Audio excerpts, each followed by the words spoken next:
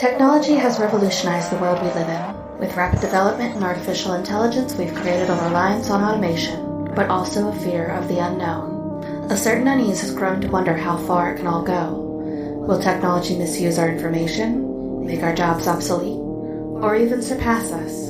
With the human race bound to the frightening power of machines, will there come a time where we will all have to submit to technology terror?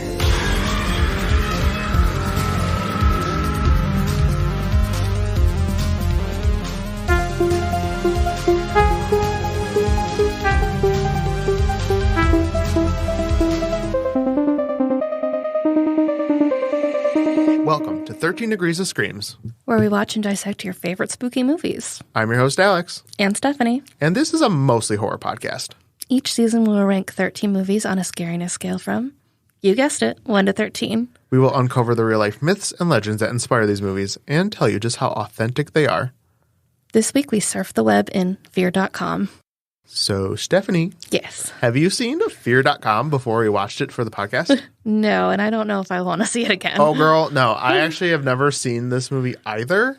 Oh, really? No, I've never seen it. However, I always remember the poster because it's genuinely very creepy looking. Oh, yeah. It's like a smeary looking face. Woman's without eyes, and her face is, her mouth is like contorted in a weird way.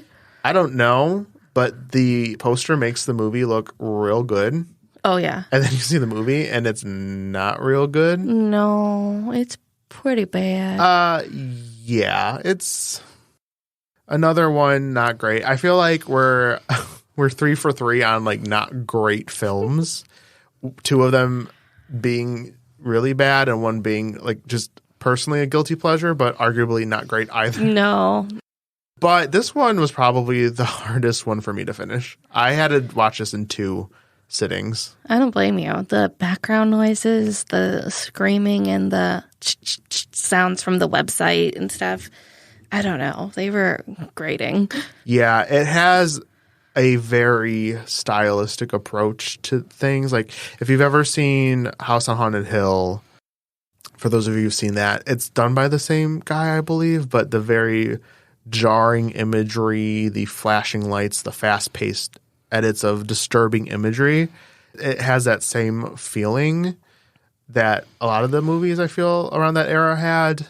So stylistically for me, it was interesting to look at. Like, it was dark and gritty, and that aspect of it was cool for me, but the story and the writing is so bad. Yeah, it feels like kind of, I don't know when Saw came out in comparison to this, but it feels like a piss poor homage to Saw. You know what's funny about that? This came out before Saw. Oh, really? Yeah, this was before like the torture porn, like exploitation movies, stuff like that. So this was actually at least in, unique-ish. Yeah. In my mind, like, granted, not done well, but I think Oh, yeah, I'm sure subject-wise it was kind of revolutionary to audiences at the time, but the execution was like... No, it was so bad. Like, the writing even was so corny. Like, there's this one part where the one guy says, Jesus, because the other woman detective scares him, and she's like, no, my name is blah, blah, blah, blah. Like, I'm like, oh my God. Not quite, or something like that. Yeah.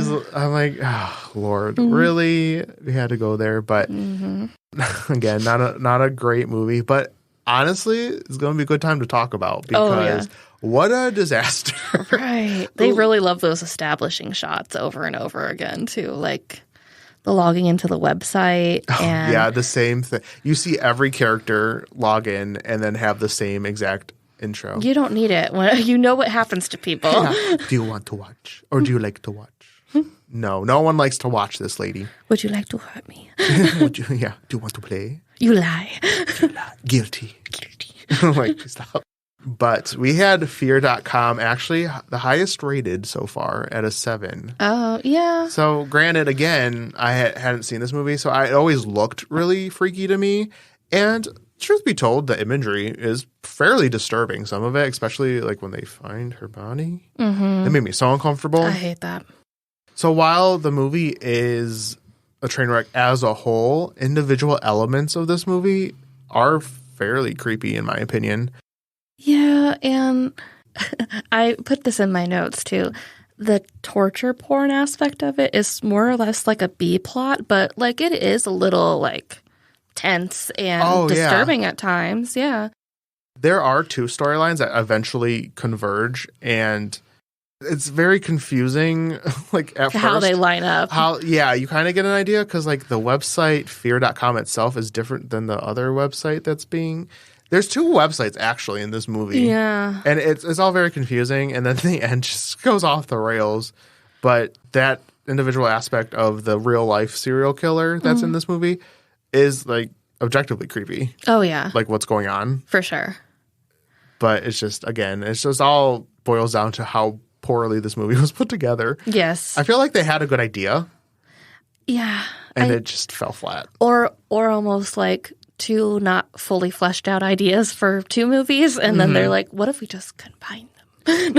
Don't do that. Like, I feel like pick one. Like, yeah. I personally think the whole serial killer aspect would have been more interesting than the paranormal aspect that they try to put together. Yeah. And again, it's like another one of those scenarios where you're not really sure how the ghost is connected to the website and stuff like that, or how like they were able to set up said website. Well, again, they do basically say she did it. Yeah. Like she was able to do that. It doesn't make any sort of sense. Apparently this ghost was a web developer. Yeah. She's on like programming and all that stuff. She's like, that's my side gig. Yeah. I don't know. Are you ready to hear some background on this lovely movie we watched? Yeah, let's do this. All right. Released in 2002, Fear.com was a horror movie that attempted to scare the audience with a technological twist. The movie revolved around a website called Fear.com, which is actually in the movie Fear.com, because like the Fear.com is spelled out. Yes. And then you have to every single time. You actually have to put the .com afterwards to make it a website. So it's really fear.com, which is baffling, but all right. I'm like, why would you do this? So anyways, the movie revolved around this website, which was rumored to be haunted and caused anyone who visited it to die within 48 hours. Despite having a promising premise, the movie failed to impress both critics and audiences alike in 13 Degrees of Screams. We did not like it. Yes. Director Malone's second feature for Warner Brothers after the release of House on Haunted Hill in 1999, Fear.com was an international co-production among companies based in the United States, Luxembourg, Germany, and the United Kingdom. The film was shot on location in Luxembourg and Montreal, Canada. So yeah, this movie like takes place in New York, but it was not even filmed in the United States. Strange. Oh, yeah. I mean, good for them. They didn't use like a lot of like you know how they do for almost an intro for any movie that takes place in a big city. They just show like the city skyline. The cityscape. Yeah, like so they didn't show that. I thought that could be anywhere, really. Yeah, no, this is the gritty parts of New York. Yeah, blue screen again. Oh my god, yeah, the blue screen. Why? Makes it scary. It doesn't, though. Honestly, blue is a scary color. No, I won't harp on this, but I honestly think some of the scariest scenes in movies take place in broad daylight. Oh yeah, like it's so unsettling to have something just happen to you when you least expect it during the day. Like, right. I think that's underrated and should be used more often. Yes, that's my opinion. End of Texas Chainsaw Massacre when she's running out in the morning, like iconic. Fair. And I agree too, because a lot of like I understand why directors use like these dark shots so then you can kind of fill in for yourself and stuff too. But if I have to like up the brightness on my screen because I can't tell what this person's running from, like it's not scary. It's just annoying. Yeah, I can see both ways because a lot of the times, you know, they say what you have imagined is scarier than like what they're actual doing. Revelation or like when there's a creature or a ghost, like what you fill in the blanks is usually scarier than what it actually is. So it depends. But like, yeah, if I can't see what's happening, period, then it doesn't really matter. So in any case, blue filter, please stop it. Just stop it. I'm tired. Love letter from Alex. Please stop the blue filter. Please stop the blue filters. Please and thank you. So the film was originally rated NC-17 due to extreme violence. So after multiple trims and appeals, the film was finally re-rated R by the NPAA for violence, including grisly images of torture, nudity, and language. I'd agree. Yeah, it's pretty rough. As of 2018, it holds a 3% approval rating on Rotten Tomatoes based on 101 reviews and has a weighted average of 2.65 out of 10. We're just continuously going down that scale. I know. Like, guys, a lot of these movies just aren't fantastic. Technology, I feel, just a hard thing to get right with horror. Oh, yeah. I think it's also because technology advances so quickly, too. So, like, stuff that we would find scary in this year is going to be stupid in, like, 5 years, you know? Yeah, I guess. Yeah. Websites are just going to be a thing for a long time, so I don't know. I guess that's true. But, I mean, just in general for technology stuff. Yeah. It was all new back then, so they're like, this is what you need to fear. Right. The unknown. Yeah. The critics' consensus reads, as frustrating as a 404 error, FeardotCom is a stylish, incoherent, and often nasty mess with few scares. Mm-hmm. So he's like, hell yeah. 100%. At Metacritic, the film holds a 16 out of 100 rating based on 20 reviews, indicating overwhelmingly dislike. Wow. Audience polled by CinemaScore gave the film an F grade out of an A+ to F scale. So bottom of the barrel here. Yeah. Like scraping that. Like, just please give us something. Stop it. Give us something here. Empire Magazine gave the film 1 out of 5 stars, calling it arguably the least imaginative, most pathetic horror of the decade. I just added all these because, like, we really want to hammer home. It's not good. How poor this movie is. Again, but the story is going to be wild. Yes. Like, it's going to be interesting to talk about. FeardotCom actually won Worst Film at the 2003 Dallas-Fort Worth Film Critics Association Awards. So why wouldn't it? Yeah, girl, you're right. Bad, trash, not great. Would you like to dive into the plot? I would like to. We start off with Mike Riley, an NYPD detective, called to the scene of a mysterious death in the subway system. The victim, Polidori, was bleeding from his nose and mouth and had a look of terror frozen on his face prior to being hit by a train. Yeah, what even happens? He goes down in the tracks. It's completely abandoned, and I was like, what is this, Pulse again? Like, he sees a Bernese Mountain Dog for some reason in the corner, and he's like, oh, a dog. And I'm like, that's a cute dog. That's a dog. I'd be like, yay, doggy. And then he sees a little girl on the train tracks of the subway, I guess, or whatever, playing with a little white ball. And clearly she's dead because she's got, like, black eyes. Yeah. Like, first of all, if you see a little girl on a subway track just standing there with a ball and she's not, like, freaking out or anything, she's just vibing, that's a ghost. Yeah. Like, first assumption, ghost. Second assumption, like anything else, really. Right. Like, she doesn't talk back to him. She barely looks at him. Like, so don't bother saving this child. No, and she's in all white. Yeah. With this white ball. Clearly a ghost. It's a ghost. Like, what are you doing? So, foolishly, he gets down there, and they almost thought he was, like, electrocuted by the third rail of the subway system, I guess.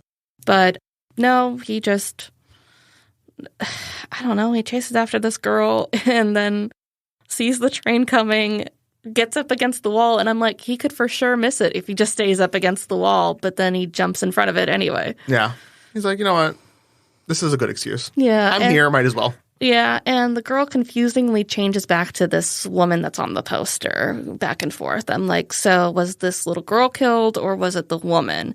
But apparently they're the same person. Spoiler, I honestly, so again, I watched this in 2 parts, and this was actually the first movie I watched for the season. Oh, okay. And trying to recall what happened was a huge struggle for me, and also I forgot that they were even the same person. Yeah. I had to look at, like, last night I was literally doing a review of this movie, trying to, like, recall, like, what even happened in this movie, and I was like, holy shit. That was the same person. I completely forgot about that. Well, the reason I bring it up now, because it's fairly confusing, because usually in movies we see ghosts as they died or something like that, or pretty close to it. So it's weird that she gets to have, like, multiple forms. Yeah, there's literally no explanation of why she chooses this one very particular form of her as a girl. Child. Yeah, nothing happened to her then. No. She just decided, like, this is what I want to look like today. Fun time. All right, whatever, girl. You do you, I guess. So after his body is found, the Department of Health researcher Terry Houston joins the case when several more victims show up with identical symptoms and begins rounds of testing to determine if their deaths were caused by some sort of virus. What kind of symptoms were they having again? They were all kind of like mentally losing it, and they had blood coming out of their eyes and nose. Oh, they were just going through it. Yeah. Just a typical Tuesday. All right. So, well, they assumed since multiple people had the same symptoms, maybe it was a virus. I mean, that honestly makes the most sense. Yes. Out of anything that happens. So, like, I get that.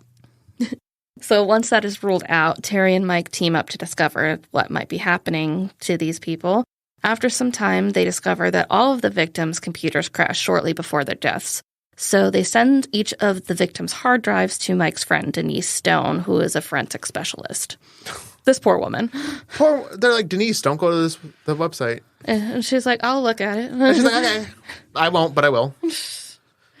Denise discovers that each victim had visited a website called FeardotCom. I'll never get over that. That's so silly. Right.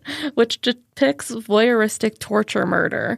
Upon looking at the site herself, Denise is subjected to various sights and sounds of torture that eventually drive her insane. Specifically, she's just seeing giant beetles crawling everywhere, like on her body, in her apartment, coming out of her mouth and stuff like that. And she eventually just falls out of her apartment window and lands on a car and dies. The whole concept of Fear.com is like supposed to kill you by seeing visions of the things that scare you the most. But again, that's not very clearly defined. Yeah. Mike's boss kind of dies of like a similar situation. He happens to go to the website before Denise gets a hold of this. And I don't know how he finds it, but whatever. And he sees the little girl and crashes. Yeah, he gets locked in his car and there's smoke starts coming out of his car and he just crashes and dies. I guess because he was afraid of car accidents. And yeah, his car just goes and he hits something and he flies out the front and dies. Yep. Can we talk about what this website looks like real quick? Because it is the most stylized. It's like janky ass shit. Yeah, you type in fear.com on this random address bar that's just huge and floating in the middle of the screen, and then this. Funny enough, I feel like it pulls up the location of like where the tortures are happening too, with like the doors and stuff of that big silo or whatever he's in. There's images of like where she died, which is how they kind of connect the dots there, and how so like all these images pop up of like weird locations, and then this lady goes, "Do you like to watch?" And we're like, "No," and then you type in. Right. You answer her. Yeah, and you can ask her questions, apparently. It's like a chat bot. Yeah. But it's a ghost. So this website, you talk to her. Like, once you visit it, you're SOL, but then you could, like, talk to her if you want. Yeah, yeah. And I wonder, like, literally every time I see this website, it's for, like, a couple seconds, and they ask it, like, one or two questions. Like, could you, like, plead your case? Like, sorry, don't kill me. Right. Like, they never, like... She just assumes you're a fucking liar, and you deserve to die. Kinda. Yeah. They're just, like... Like, what if you accidentally stumble upon this website? Or, like, you hear about... You like to watch and you're lying. Yep. Sorry. You visited and now you must die. Like, I didn't know what this was. Right. I was curious. And then all of a sudden, you got to die. Yeah. It's strange. So, yeah, this website's very bizarre. Yes. So, the forensic scientist, SOL, died. Bye. And Mike feels guilty for subjecting her to this. Meanwhile, Terry figures out that people who visit the website die within 48 hours, apparently from what they fear most in their lives. Yes, I jumped the gun on that, but yeah. Yes. It wasn't clear. Despite such dangerous knowledge, both she and Mike visit the site to add some oomph to the case and put them on a deadline to save their own lives as well, it seems. They're like, you know what could make this possibly worse, but a little bit spicy? Let's visit the website. Let's make and this both hard. of them are like, don't do it. Don't do it, as they like type into the website themselves. Yeah, they're like, I'm totally not going to do this. Like, Fear.com. Fear.com, here I am. And... There's like one of those do as I say, not as I do type situations. All these people condemn themselves. Right. And honestly, you could just not do it. Just don't do it. Just tell people not to do it. And then maybe people won't die. No one listens in this movie. No. Is what happens, basically. Right. Everyone's like, oh, I wonder what will happen if I do it. Like, you're not special? Yeah. No, right. Everyone else before me has died.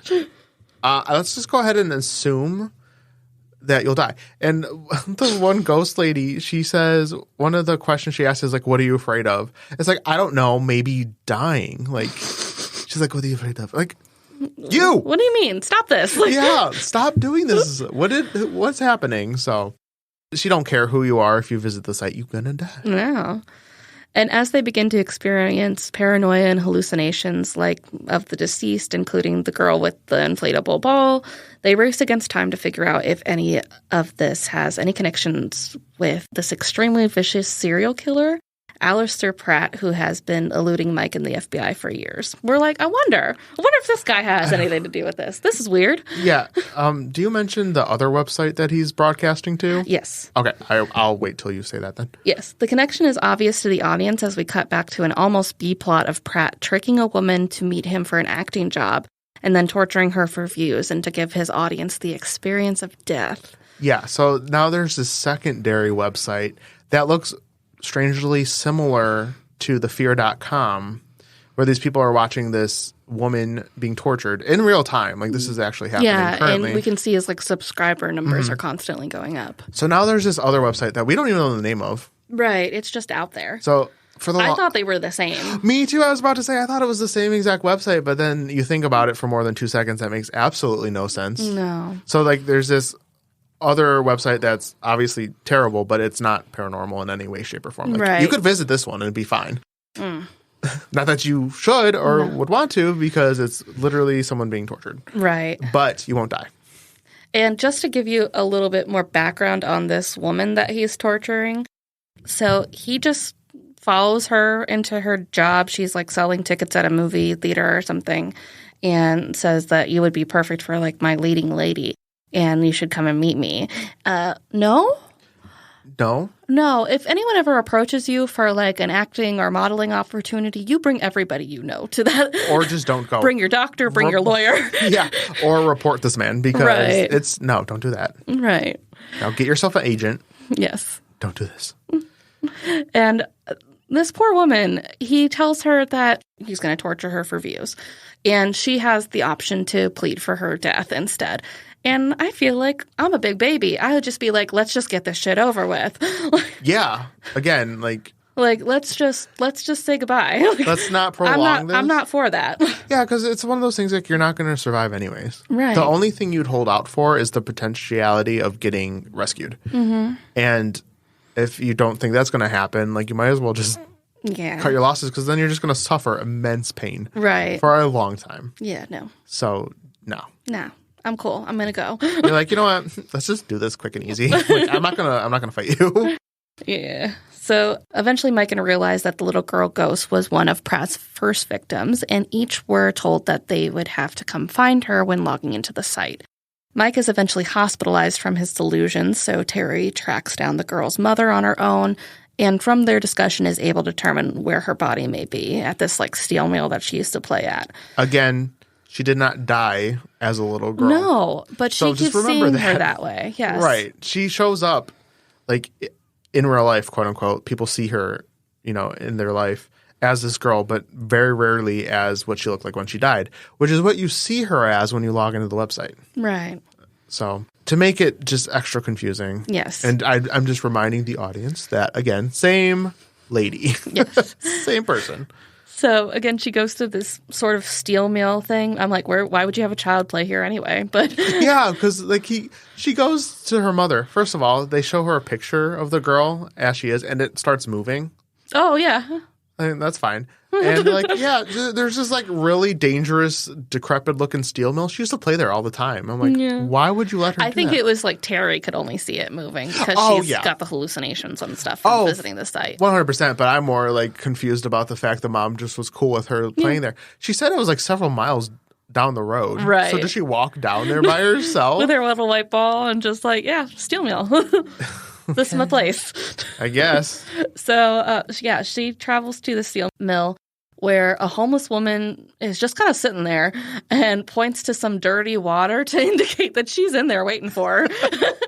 And Terry goes in to retrieve her body, assuming that everything will be okay once her body's at rest. And I'm like, girl, no. Like, I'd just be like, she can just kill me. Yeah, she dives into the water, finds her body. This part actually disturbed me. Like anything where they find like a decaying body, like gives me chills. Like even this movie that I've literally not enjoyed any second of up until this point still gave me the creeps. Like there are effective moments of this, so I'll give credit where credit's due. But anything of like finding a body like that just gives me the willies. Like that's the one thing in like horror movies that like make me very uncomfortable, and like finding her body floating there just like bleh. Yeah. And then she hallucinates and thinks that she's moving or something when she gets her up on land. Which she should have honestly just called the police and been like, she right there. Yeah. I mean, she's a detective, so she is the police, I guess, at this point. So Health department. Yeah, no, she should definitely not be touching no dead body. Right. But meanwhile, Mike is attacked in the hospital, which I honestly forget what Mike is even going through, honestly, because so many people are attacked with their fears. But like, I can just tell you, like, he's being attacked. I know, Mike sucks. Like, what's her name? What's the other Terry. Terry's like pulling it together doing because all the work. Someone's got to do it, right? Yeah. Mike's meanwhile like, I'm scared. Right. And like Terry is like, fine, I'll do it. Right. Like badass. Like she was the best character in this movie. Right. Meanwhile, Mike is attacked in the hospital and Terry comes to save him. With their time waning, the two go down to the morgue to see the body, and they find a tube of lipstick in her stomach, which she apparently had swallowed before she died, with a note saying that the guilty will pay.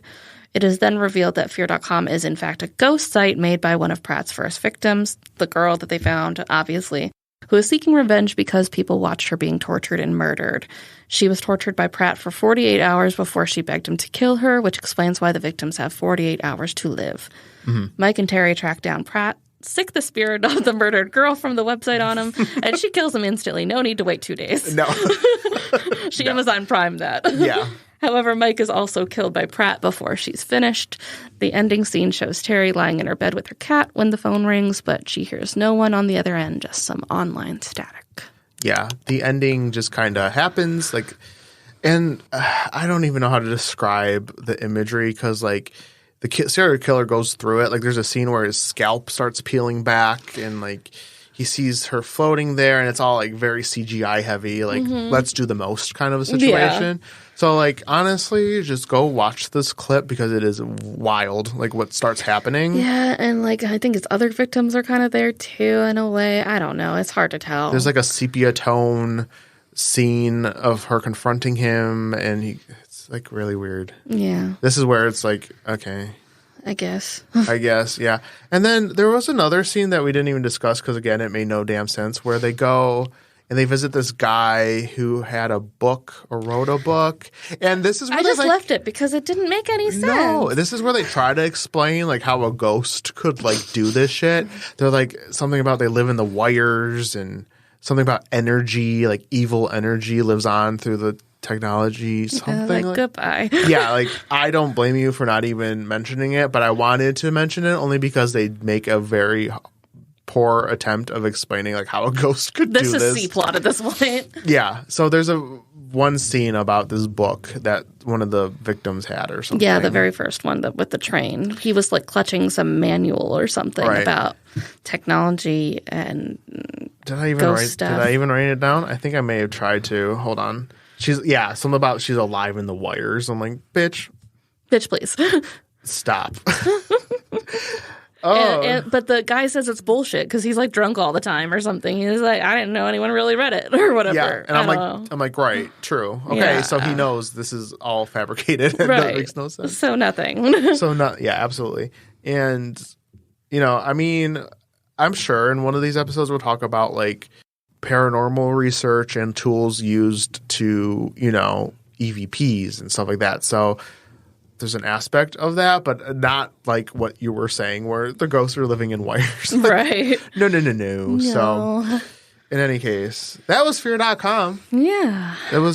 I feel like you should watch it just to experience it. Like go in knowing you're going to have a bad time, but like by the end, you're going to be like, wow, what was that? Don't watch it on a migraine day, though. It'll really bother you. 100%, not 100%, but a lot of the scares in this are like just disturbing imagery being flashed in your face. Over and over again. Over and over but again. like once you see it, you're like, oh, now I'm seeing it again. Now I'm seeing it again. Like, yeah. So like you're just basically showing the same 6 pictures over and over again. Yeah, it beats it to the ground to the point where it doesn't matter anymore. Mm-hmm. But again, to my point, there are some like disturbing imagery outside of that. Like again, with the dead body being found, and you know, there are instances of seeing the victims. Like the one woman was drowned in a bathtub, so that could be, you know, disturbing. She was a little creepy, yeah. So that's where this movie like could have just focused on the serial killer aspect of it and just the victims instead of trying to show us all these shocking images over and over again to the point where like, okay, I'm desensitized by the end of the film. Right. So had they gone more the serial killer route with the victims, I feel like would have been a much better movie. So pick one website, and in this instance, the serial killer website where he's broadcasting, cut out the other part, and then we could still, you know what? I'm gonna wrap this up. I promise. That's okay. What would have been cool, I feel, is like still if you still had like the ghost aspect, but she was trying to like help. Yeah. Find her body, because like you're showing us all these images of like where you were dead, and then you go ahead and kill the people who could potentially help you, because this is you obviously think that if they can't perform within 2 hours after you're tormenting them, right, they deserve to die. It's like these are the only clues we have to find you are the ones you're literally providing us, unless she doesn't care about that, unless it is purely just revenge. I guess so, because getting her body back didn't do anything for them. Right. And I feel like if you like you could just take your revenge out on the serial killer. Yeah. And like, which kind of was what happens once he dies, it seems to have.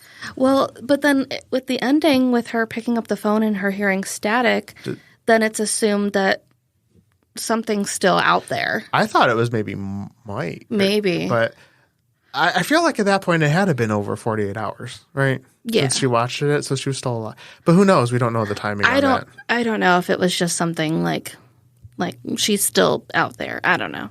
But in any case, I think that would have been a more compelling story of her like still going through, it's like minimally being able to like tap into technology here and there. Mm-hmm. Instead of creating this whole ass website. And furthermore, if she was trying to be found, she could have just said that. Like, she very clearly is able to talk to you in perfect sentences. Right. Like, be like, by the way, my body's here. Right.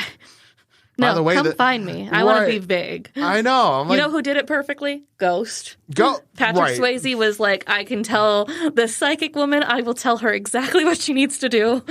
I'm a banker. I'll tell you how to get into the accounts.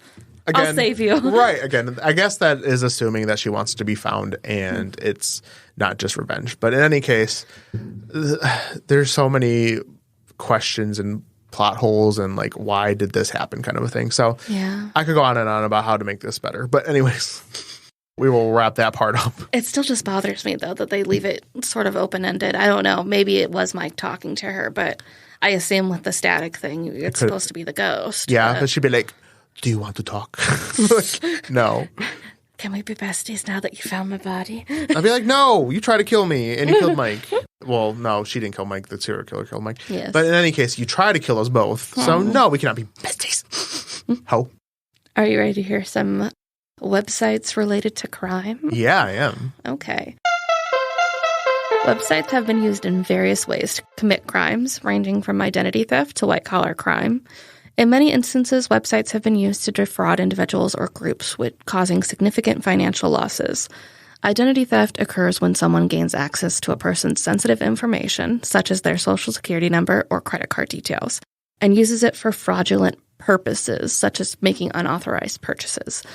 Criminals may use phishing scams to trick people into revealing their personal information or may hack into websites to steal the information. You know what's so funny about that? At work, literally, we get a fake phishing email. Oh, we do too. Yeah. Every week, and it's so obvious. I'm like, no, this is not it. So we have to report it, but that's just funny, the phishing emails. Oh, yeah. Yeah, we get all kinds of clues on, like, what to look for and stuff. Like, if it says external or if you see attachments that you can't see. Or like, you have to do this now or your information will be unobtainable or something like that. Some kind of consequence if you don't do it now. The dumbest one I saw, which I was like, well, that's just mean. It like made it seem like they were going to bring all of the employees together to have like some sort of luncheon. And I was like, well, everyone wanted to have lunch. Like, yeah, so everyone shows up. Well, no, like everyone clicked on it to hear the details about it. But I'm like, well, that could happen. Still give us lunch. Like, right, yeah. Well, since you click the link, you don't get no lunch. Apparently. That's your consequence. Another way criminals use websites to commit crimes is through white-collar crime. White-collar crime involves financially motivated nonviolent crimes committed by business or government professionals. Cyber criminals may use websites to carry out white-collar crimes such as embezzlement or money laundering. The internet provides a convenient way to transfer money or to hide funds in offshore accounts, making it easier for white-collar criminals to commit these offenses. So this is like more like mob boss kind of shit. Yeah. This is not scary, just very irritating. No. But websites have also been used to commit more violent crimes, such as terrorism or hate crimes. Terrorist organizations may use websites to recruit members, disseminate propaganda, or to coordinate attacks. Some hate groups use websites to spread their ideologies or to organize rallies, leading to crimes against minorities or members of other groups. The internet provides anonymity, making it easier for individuals or groups to plan and execute crimes without being traced. Yeah, people are so brave on the internet. Oh, yeah. Because you don't have to do it face-to-face. No, I know. People are just so bold on the internet. In the modern world, websites are also used to enable various forms of cybercrime. For example, hackers have used websites to launch attacks on computer systems, such as by inserting malware or viruses to steal data or take control of computer systems. Websites have also been used to distribute illegal content, such as pirated movies, music, or software. Criminal groups have taken advantage of the anonymity of the web to run illegal underground markets, such as the infamous online black market, Silk Road. Yep. Speaking of spreading, like, hate mongering and stuff like that, recently I've seen... There's a guy I follow on TikTok that just calls out people for basically being dicks and racist and stuff like that on TikTok. And one kid, he's, I don't know, probably like early 20s, and he comes on and he has a bunch of like Nazi paraphernalia on, like like a nose ring that makes it look like he's got like this short little mustache. Wait, is that the guy who thinks he was like reincarnated? Yes, as reincarnated as that figure. Yeah, that figure. Well, I'll say. Yeah, I don't know anything about that, but I've seen like news about it or like stuff like that. So, but in a way, though, like the guy that I'm following is kind of like not an anti-hero, but like a vigilante because he like calls out like their places of business that they work at and stuff like that, trying to get them fired for their beliefs. Yeah, that's stuff. Like what's it called? White glove hackers or something? Have you heard of that? No. So basically, it's people like who hack for good. So they test systems and networks by trying to break into them. They are hackers, but they use their talents to help improve cybersecurity. So they're hackers, but they do it for good, basically. Oh, okay. So I'm sure there's instances of people like hacking into like bad people's stuff too. Oh yeah, sure. So there's good hacking out there. Yes, it's all very scary. Like these movies we're watching, yes, but these like real life implications are like right. And like I wanted to cover a little bit about voyeurism, but it's such like a I don't even know. It's more like a widespread like sexual gratification thing, and I don't want to kink shame either, but, but for like consenting adults that are being monitored because of that. That's the problem, consenting. Yes, but yeah, for people that are not consenting or unsuspecting, then it gets problematic. It gets to a real dark place real fast, and it's I don't know. I don't necessarily enjoy learning about that kind of a thing. Yeah, that's why I kind of was like, I don't want to feel funny about that. Like, right. So obviously that's out there, especially dark web stuff. And snuff videos and all that stuff exists. And I even heard about, and I'm sure it's based on real life because Law and Order does like a lot of like ripped from the headline kind of episodes of people installing cameras in women's toilets to look up their skirts and stuff. And yeah, that's messed up. Yeah.